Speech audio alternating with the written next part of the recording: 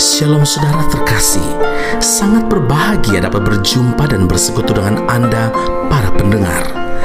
2 Korintus 11 ayat yang kedua, sebab aku cemburu kepada kamu dengan cemburu ilahi, karena aku telah mempertunangkan kamu kepada satu laki-laki untuk membawa kamu sebagai perawan suci kepada Kristus.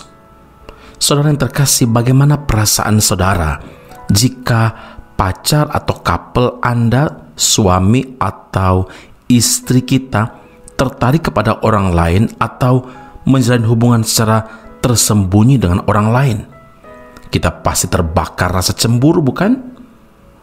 Mendengar kata cemburu, pasti kita akan menilainya sebagai sesuatu yang negatif, karena makna konotasi dari cemburu adalah iri hati. Tapi kepada jemaat di Korintus, Paulus mengatakan tentang kecemburuan ilahi. Sebagai orang-orang yang telah diselamatkan, mereka telah dipertunangkan dengan Kristus. Karena itu, dituntut kesetiaan secara mutlak. Jangan sampai mereka mendua hati dan tidak lagi setia kepada Tuhan. Firman Allah menegaskan, janganlah engkau sujud menyembah kepada Allah lain, karena Tuhan yang namanya cemburuan adalah Allah yang cemburu. Keluaran 34 ayat 14. Ayat ini jelas menyatakan bahwa Allah kita adalah Allah yang cemburu, yang tidak ingin saudara dan saya sebagai milik kesayangannya dimiliki oleh yang lain.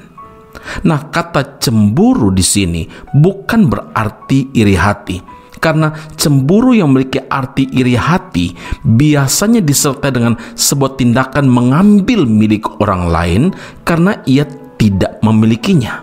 Saudaraku, dalam Yakobus 4 ayat 4 hingga ayat yang kelima dinyatakan bahwa roh Allah yang ditempatkan dalam hati kita memiliki sifat cemburu. Karena itu kita harus menjaga perasaan Tuhan. Seringkali kita tidak sadar bahwa apa yang kita lakukan selama ini telah menduakan hati Tuhan dan membuat Tuhan cemburu. Yakobus 4 ayat 4 tertulis, tidakkah kamu tahu bahwa persahabatan dengan dunia adalah permusuhan dengan Allah? Jadi barang siapa hendak menjadi sahabat dunia ini, ia menjadikan dirinya musuh Allah. Jangan sampai saudara, roh yang ada di dalam kita cemburu oleh karena kita bersahabat dengan dunia ini. Hati kita mulai condong, mulai terarah kepada perkara-perkara dunia, melekat pada perkara-perkara materi, kesenangan daging, sehingga ibadah mulai terabaikan. Saat teduh sering kita tunda-tunda karena mulai letih, sibuk dan sebagainya, saudara. Dan akhirnya Tuhan tidak lagi menjadi prioritas utama dalam hidup kita. Saudara, hari ini kita diingatkan untuk tidak melakukan hal-hal yang akan membangkitkan Tuhan cemburu. Tuhan sangat mengasihi kita. Bahkan Tuhan rela mengorbankan nyawanya bagi kita. Masakan kita berpaling? Masakan kita mengabaikan begitu saja dan lebih mengasihi dunia ini? Karena itu saudara, supaya Tuhan tidak cemburu, marilah kita hidup berpadanan dengan Injil Tuhan dan melayani Dia dengan kesungguhan hati. Amin. Mari kita berdoa. Bapa Surgawi, kami berterima kasih untuk teguran firman Allah hari ini. Engkau mengingatkan dan bahkan menegur kami supaya kami menyadari bahwa ketika kami menomorduakan Tuhan, kami mengabaikan perjumpaan dengan Tuhan, dan bahkan kami menunda-nunda waktu. Bahkan kami lebih mengutamakan perkara-perkara dunia dan kesenangan daging dibandingkan dengan melayani Tuhan. Tuhan ingatkan dan nyatakan bahwa Engkau Allah Tuhan yang cemburu adanya.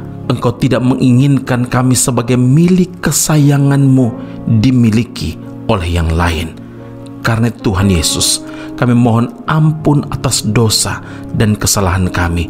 Pelanggaran kami ini kami tidak mau ulangi lagi, karena kami tidak mau mendua hati. Tapi prioritas hidup kami yaitu hidup berpadanan dengan firman-Mu dan melayani Engkau dengan kesungguhan hati. Semua puji, hormat, kemuliaan bagi Allah yang hidup dalam Kristus Yesus Tuhan dan Juru Selamat kami. Kami berdoa dan mengucap syukur kepada Bapa di surga. Haleluya. Amin. Tuhan Yesus memberkati Anda. Sampai jumpa. Keep on growing and never give up.